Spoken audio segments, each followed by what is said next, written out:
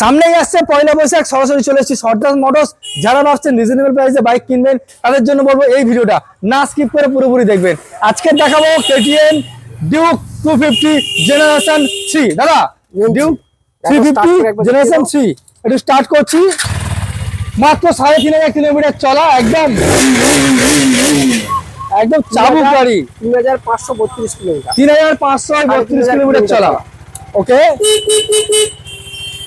2025 model, দাম বলছি 1,90,000, slice negotiation on table থাকছে। তাহলে এসপি সাইন বলো। এরপর হচ্ছে এসপি শাইন আছে 2024 গাড়ি। 125 সিসি সেগমেন্টে যতগুলো গাড়ি আছে, আবারও বলছি সব থেকে ডিমান্ডেড এবং পারফরমেন্স ওয়ালা গাড়ি হচ্ছে এসপি 125।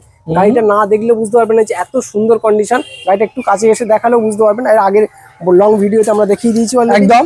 এটা হচ্ছে 125 সিসি 2024 এসপি 125। এই গাড়িটার জন্য দাম রাখা হলো মাত্র 73,000 দাম রাখা আছে।